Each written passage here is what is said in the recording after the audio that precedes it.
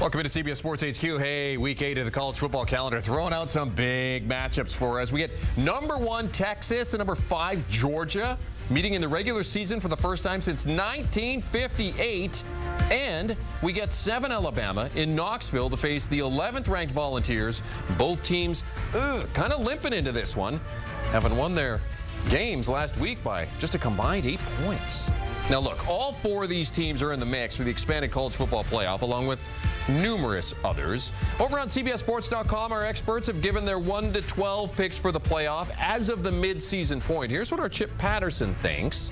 Your top 4 conference champions, he's got Texas, Ohio State, Clemson, and Iowa State.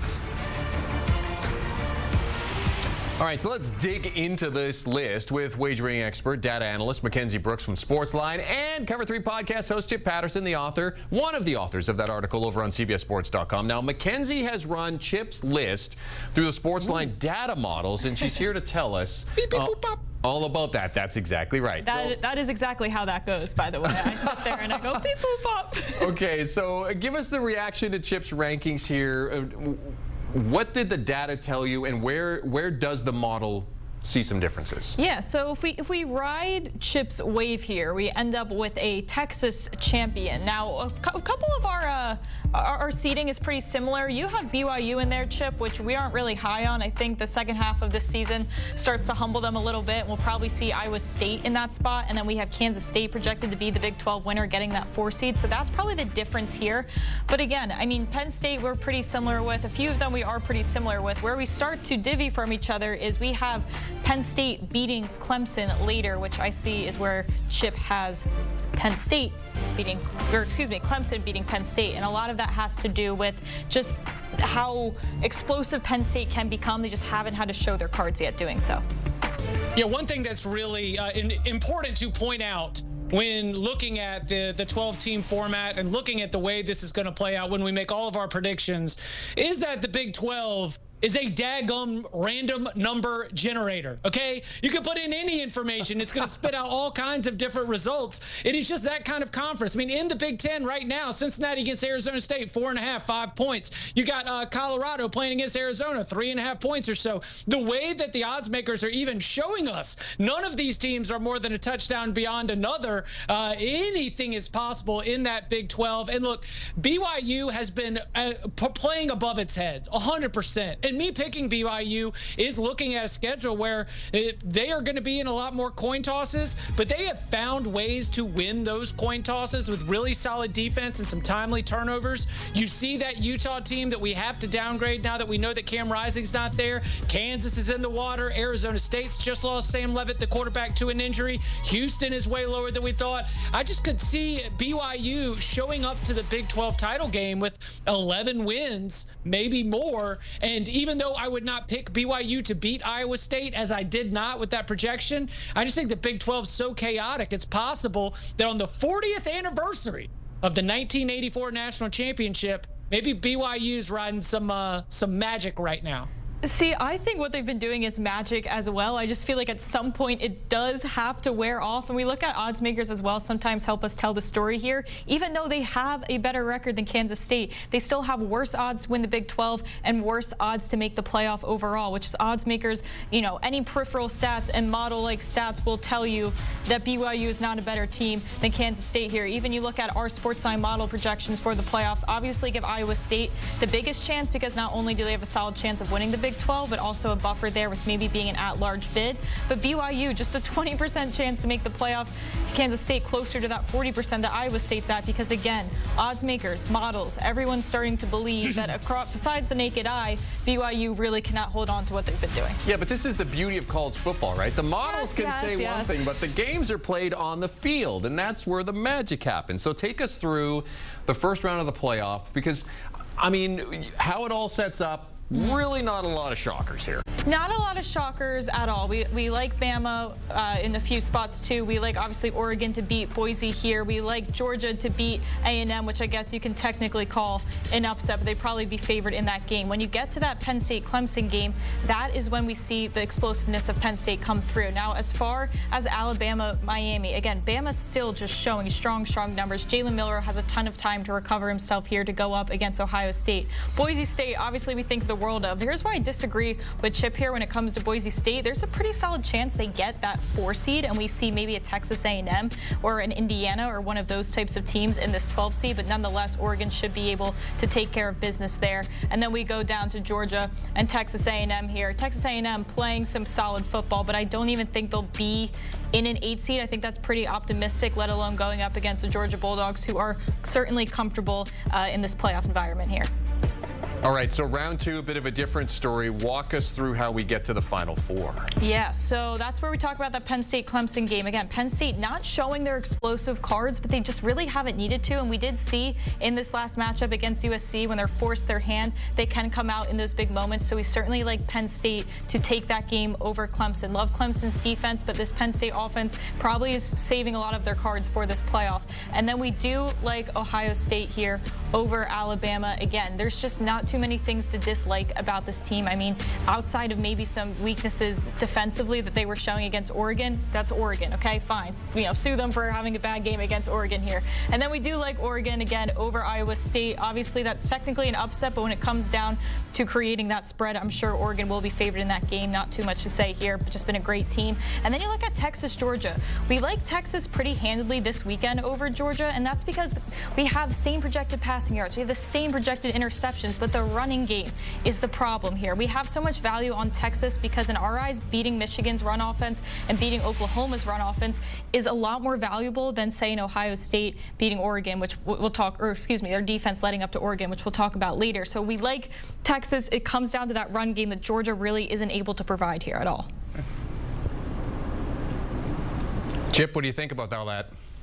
I'm stunned. I cannot believe Mackenzie. I cannot believe Mackenzie picked Texas over Georgia right there. Hedging happiness. Hedging happiness. That's what they call it. Well, look.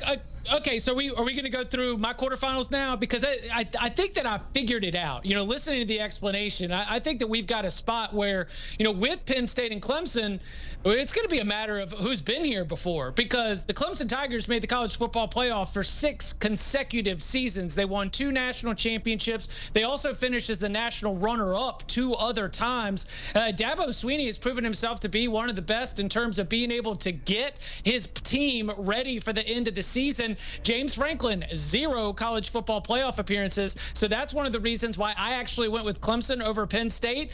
And then my larger Georgia thought is that I too think that Georgia's probably going to lose this weekend in Austin. But I think that Georgia is perfect for what I'm going to call the Hungry Huskies theorem, which is, you may remember a while back, UConn was a Cinderella team coming storming off from the middle of the bracket and winning the national championship with Shabazz Napier leading the way. And so it wasn't a Cinderella because it was UConn basketball, but the seed was a little bit lower than you've come to expect. I think we might be looking at something similar where Georgia, because of a narrow loss to Alabama and maybe because of a narrow loss to Texas, would find itself a little bit deeper in the bracket than they would otherwise be. But golly, you get Kirby Smart to the college football playoff, and he's going to go up against the Texas A&M team that has never been in the playoff. Dogs. Now you're going to get him into the next round, and you've got Texas playing with all this weight and expectations. Dogs. Now all of a sudden, you don't have to fabricate that 6-6, 7-5 lie that he had to tell his team a couple years ago, because the bracket has done it already. And now that's how I've got Georgia taking down Texas, which therefore, as always, with beating the #1 team in any bracket, opens everything up and creates a lot of bracket luck scenarios for you the rest of the way. Okay, so let's say that we do get this Texas-Georgia matchup in the playoff as well, based on what we're seeing this weekend. Chip, based on what you've seen from both of these teams so far this season, do you think the winner of the game this weekend will get the sweep, in a sense, or does the loser kind of get one up and maybe bounce back in the playoff? I think that the sweep with college football in 2024 is incredibly difficult. I definitely agree with that with Georgia, Texas, and any scenario that could involve them maybe playing again in the SEC championship. The playoff is more likely if Texas beats Georgia. I think the sweep would be incredibly difficult for Ohio State and Oregon. I think the information that is gained, especially from these teams when they're able to discover something about themselves, is so valuable that being able to exact that again is going to be incredibly difficult, especially when you're talking about matchups where in the scenario that we're expecting with a small spread and two electric teams going back and forth, you came up on the right side of the bounces. Odds are that water might find its level on the rematch. Yeah, I couldn't agree more. I mean, we say in any sport, really hard to beat a good team twice, right? So regardless of what that is, it'll be really interesting to see the matchup and the result that weekend and see how the model starts to react to that, because we too start to account for trying to beat the same good team twice. We talk about it all the time in playoffs across all sports. So certainly it makes me think, gosh, I almost hope Georgia maybe loses this game so that they really have their hand in the playoff when it comes down to it. But I couldn't agree more with that statement as well. Well, and it goes to show you just how talented the coaching staffs are too, right? That you're not going to be able to get one over. You might get one over, but you're not going to get two. Right. And a sweep is going to be very difficult because, Chip, to your point, what these teams learn from one another after just one game is fantastic. Okay, so here we go. Final four: Texas, Ohio State, Oregon, and Penn State. That's your Final Four. Who comes through? It's pretty, I wouldn't say completely chalky, but it pretty much is. We end up having Texas coming out of that, and we end up having Ohio State coming out of that. Now, here's the thing why we love Texas so much. They've given us no reason not to like them yet. I mean, their offense is phenomenal. Their defense is phenomenal. They took what we think is a pretty high caliber run offense from Michigan and from Oklahoma and held them to, what, a combined 15 points. So that is still holding strong in the model. Now, they haven't necessarily played the highest caliber of, competition yet. So it's certainly up for debate of if they stay up there and stay as high as they are currently in the model. This week will certainly tell us a lot about them. But as of right now, I mean, I know I'm just repeating myself here, but it really is. They give us no reason not to believe in them. There is no weakness on this team to me. Including at QB2. Exactly. Yeah, you think about anything on the periphery, the soft factors, the randomness that have happened, the seasons that have come crashing down because of a quarterback injury. And the Texas Longhorns are in a situation where even with the very small sample size taken into effect, Arch Manning has performed better in the 2024 regular season than many quarterbacks that are the starters for their respective teams all across the country. And so when you're trying to think about Texas's ceiling, if they are able to get out, if they are able to avoid stepping on a rake, if they are able to play close to their 100%, they are the most complete team in college football. And they have even shown their ability to bounce back from injury losses, losing starting running back Cedric Baxter in fall camp and still having that dynamic ground attack with multiple backs leading the way. That Quinn Ewers has already missed time because of a tummy ache. Arch Manning comes in, keeps them undefeated the rest of the way. I just think that in the college football playoff, the things that are going to be tested the most, and I feel very strongly about this, is competitive depth and coaching. And I think that both of our teams right here have great competitive depth and great coaching. I love the fact that Chip calls an oblique injury a tummy ache. Yes. Love that. And a finger injury was our boy Cam Rising the other week. To me, it is a fingy injury. Yeah, a fingy injury. Okay, so Chip, the models have Texas coming out on top. Who do you have coming out on top? So I had Ohio State taking down Georgia in my national championship when I gamed all of this out. Of course, that was Georgia beating Texas, which kind of opened things up. Then Georgia beating Oregon because, Kirby ain't losing to Dan. We already saw what happened the first time they played, like a 40-some-odd point win. But then we get to that great moment. And the reason why I call this a great moment is for Ryan Day, he has a career filled with what-ifs. And one of those what-ifs is, what if Marvin Harrison doesn't get knocked out of the national semifinal?